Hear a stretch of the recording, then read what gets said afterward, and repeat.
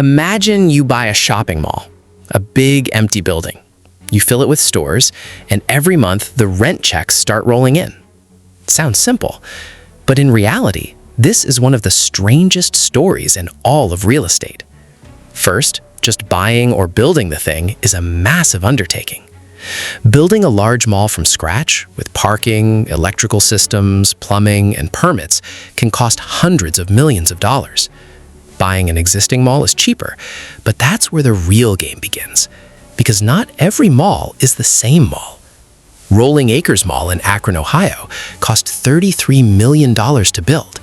Later, it sold for just $2.75 million. Today, most large malls are owned by companies called REITs, which pay out nearly all their profit to shareholders in exchange for tax breaks. That's why ordinary investors can buy shares in a mall for the price of a cup of coffee. Now, let's understand how a mall actually makes money. The first layer is base rent. A small store pays somewhere around $50 to $60 per square foot, while a big anchor store like Sears paid closer to $5 per square foot. Why? Because the anchor isn't paying for space, it's paying for its name. It pulls in customers, and every other store is essentially subsidizing that discount by paying full price to be near it. The second layer is percentage rent. If a store's sales cross a certain threshold, the mall takes 6 or 7% of everything sold above that line. The third layer is common area maintenance, where every tenant pays their share of the cost of running the building, cleaning, lighting, and security. And the fourth layer is everything people never think about: parking fees, ad space, and small kiosks that, despite occupying less than 100 square feet, often pay the highest rent per square foot in the entire mall because they sit right in the busiest foot traffic. But the expenses are just as large. Utilities, security, taxes, and insurance add up to hundreds of thousands of dollars a month, whether the mall is full or empty. And this is where the real trap lies: the co-tenancy clause. If a major anchor store closes, surrounding stores are contractually allowed to pay reduced rent or walk away entirely.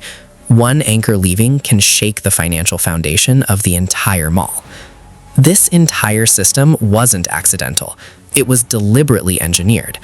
Developer Alfred Taubman placed anchor stores far apart and put escalators at the ends of hallways so shoppers would walk past as many stores as possible. Every decision had one purpose: create movement, increase exposure. In 2018, Sears went bankrupt. Since 80% of Sears stores were located inside malls, the impact rippled across the entire industry. Refilling an empty anchor space isn't easy. One mall owner spent $100 million and 3 years just to divide a single old department store into 4 smaller ones. Take Rolling Acres as an example. It opened in 1975 and at its peak had 140 stores and was 98% occupied. Then the anchors started leaving, and by 2013, the last tenant closed for good. The empty building attracted scrappers who tore out copper wiring, skylight shattered, and rain poured in for years.